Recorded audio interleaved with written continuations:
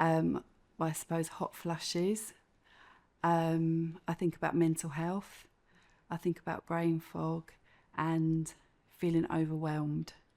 Yeah, it kind of feels quite indifferent, really. I don't feel I don't feel whether it's positive or negative. It just feels that you're in a different chapter in your life, and that's kind of that reality that is kind of midlife, and that's you've kind of had your family now, and that's kind of done, and then you're just going into a different chapter. So I don't feel sad or happy or just kind of quite indifferent, accepting, I suppose. Well, theoretically, I'm in the perimenopausal stage. Yeah, I think I think for me personally, because I haven't had really a lot of the physical symptoms, it's been more kind of the emotional side. So I'm kind of thinking, is it really truly perimenopausal stuff, or is it just life and circumstances and the pressure of life? So probably for me, it's a little bit of denial about that I'm 50 now and this is going to happen. It's inevitable, And as I say, because I haven't had the classic physical symptoms, and I remember when I was much younger, like in my 30s, working with an office full of women, that the fans were always going, the windows were always being open and shut. And I thought, and then one day this will be you. And because I wasn't any of that, I kind of denied it. I think for me is the forgetfulness, I would say, a bit brain foggy, and I find myself at work, particularly at work, I'm not very forgiving of myself, because if I get things wrong or I forget things, or I just feel irritated by that, and I don't feel sharp, and that's what I find difficult to accept. And that annoys me, and I feel I don't want people to think of me differently, because I'm not the kind of because my job is I work very much on my own. I work very independently. It's just me and my client, and then I have a support worker. And I had a case on Saturday night, and the support worker said I identified something. Identified an injury, and it was completely the wrong part of the body. Began with M, but it wasn't the right M, and I just felt really stupid. And I said, "Oh, it's brain fog." It was 2 a.m. in the morning as well, but even so, yeah, exactly. But I think it was more the fact that I didn't like someone. Not I didn't like. I appreciated her input, and I was like, "Oh, I wouldn't have done that." But, 5 years ago, I wouldn't have been like that. And it impacts on your confidence as well, because you thought you don't want to be seen as somebody a bit daft. You need to be, very confident, self-assured, and also come across to your client you're working with that you actually do know what you're talking about, and not a bit flaky. And yeah, sometimes I do some crazy things at work, lose things a lot as well. So it depends who it is. If it's somebody who was much younger, I probably wouldn't even mention it, because I thought they won't really know what I'm talking about. So if they're in their 20s or something, they'd be like, how I used to be, dismissive of these older women that I used to work with the fans and the windows open. I think they are, but I think it's one of those things, until you're actually having that lived experience, you can't really appreciate what it's truly like, unless it's relevant to, I think for the younger generation, it doesn't make any sense. So the healthcare company I work for, they actually had a menopause coffee morning. It was online, but of course I was like, I haven't got time to do that. I haven't got time to go with that. But so the occupational health department were kind of running this virtual, yeah. But I thought, that's, for me, that felt a bit awkward, because that's my works. But how, and I'm like, how confidential is it? I don't want them to think that I'm not capable. And it's silly, but I think it is still treated. I think there is much more awareness about it, but I think it's still treated as a bit of a joke. You know, honestly, that's how I feel. Yeah. Um, Not any obvious ones that I can really truly think of, in all honesty. Maybe I'm a little less hard on myself, and sometimes I feel that, I get very tired. I'd say that's something. I get tired. I get quite. One thing I was suffering with quite a lot is a lot of joint pain. The joint pain has been something that is actually subconsciously worrying me, thinking, what is this all about? So actually, from the positive, I did some more reading about it, and I thought, no, actually, that is okay. I'm thinking it's something that I've got something really wrong with me. But yeah, I mean, I think for me, the positives is just being really, really aware of what your body's going through, and identifying, well, actually, I haven't got some terrible disease. I think I've got MS or something, but no, I haven't. It's just okay. Yeah. Just menopause, exactly. I know that I need to eat better and I need to exercise. I know I do. That would really help. That's a little bit patchy. I'm working on that one still. And I know that that would make me feel better. So yeah, I mean, there is things that I know I should be doing differently. And I mean, I know there's so much written about it online, and books and journals and alternative therapies. And but I kind of, with me, I'm a little bit of an interventionist. If you've got a headache, you just take paracetamol, or if it, I'm not the best at that. Whereas I have some friends that find all these other alternatives, or eating this, or doing these witches brews and all this stuff they're doing. I'm like, yeah, okay. But I think it's just becomes from my when you're a nursery school of thought is, well, where's the evidence around that? How's that evidence based? So because you bought this book that someone's promoting this, I'm always a little bit skeptical. So, but yeah, diet and exercise is absolutely something. I would say just talking about it and really having a couple of close friends that are going through it and understand it, and actually sharing those stories. And actually, there's a couple. I mean, I can think of one friend actually, and she's not. No, she's very resistant to the idea, and I was like, but I think I can see with her mood and the way she is and everything, maybe you should, try and help. So, but yeah, I think it's really just peer support really has been the main thing for me, and just sharing it with friends and just saying, I'm really sort of finding things quite difficult today. It's really strange because I talked to my mum. I have talked to my mum about it, but she's really funny because she says, well, I sailed through it. And I was like, well, that was your opinion of it. You absolutely didn't. You were you really didn't. You exactly. We really did notice the extreme mood swings. No, I mean, absolutely. Well, I don't know what you're talking about. And I think, well, it's called the change, didn't they? So yeah. And my gran, who I was very close to, she talked about the change. So I had my mum and my gran. They talked about the change, yeah. As I say, my mum's recollection of the whole incident is completely. And I thought actually I would really hate my kids to have that view. And I kind of acknowledge it. I'd speak to my kids and say, look, this is, and even my eldest, who's 23, he says to me, I don't know what's happened to you, Mum. Honestly, he said, I honestly don't know what's happened to you. He said, he said, you're just a bit gormless. I think he's noticed that change. I'm not so on things, and things like, I used to be really good at remembering birthdays and dates and significant things, and I'm like, ooh, and I take that very hard on myself. I really would be. It doesn't matter. I know it doesn't matter, but if I've forgotten someone's birthday, I've never done it before, and I take that really hard. I'm not very kind to myself.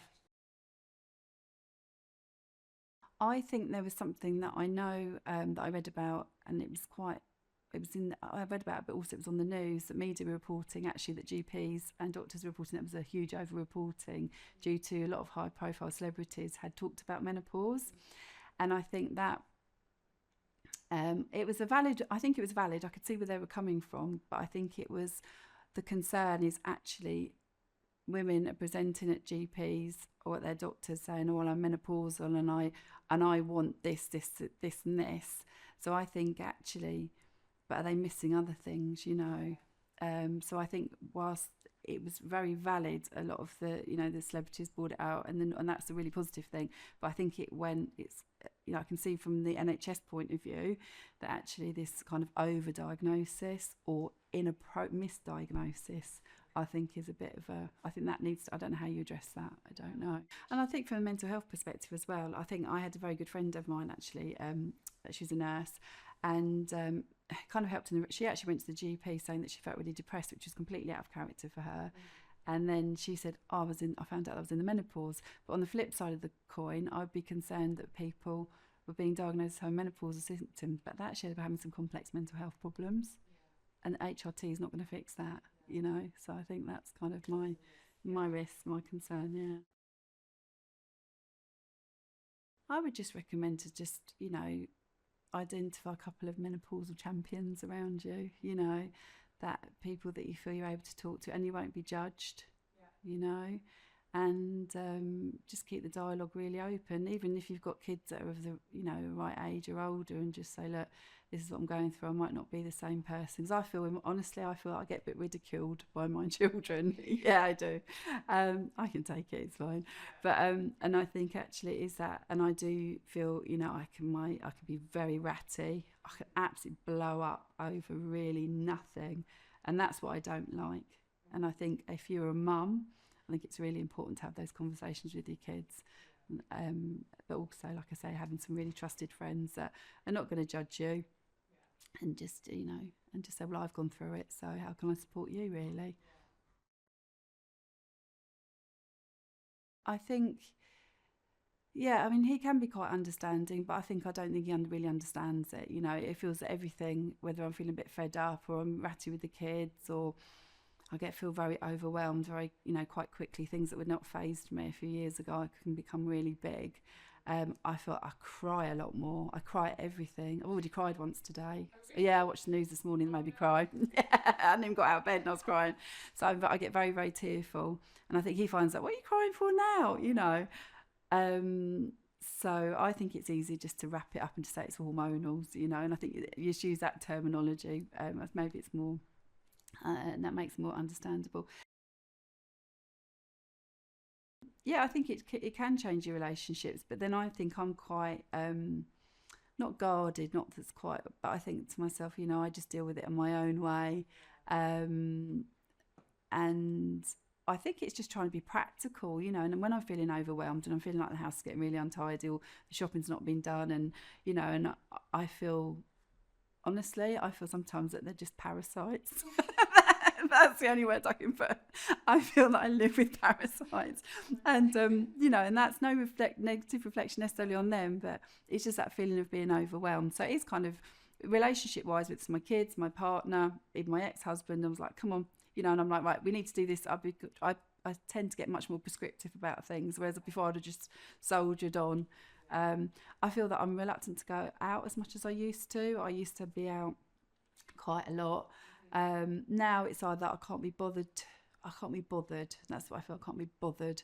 I'd rather stay in and watch maths, or I don't. My body image isn't, or my self image isn't. Oh no, I feel fat. I feel frumpy. I don't feel like I look good. And even things that I would have welcomed, like, oh, that'd be really nice. I'm going to a wedding on Saturday. It'll be like, oh, I'm just going to go do what I have to do and come home. And I'm getting myself in having a bit of a worry about stuff. But actually, I know I have to have a good chat to myself. And I say, I know once I get there, I'll be fine. I just need to get there. And once I'm there, I don't cancel things, or if I make a commitment to do something with somebody, I won't cancel it. But I think I'm just a bit more selective now.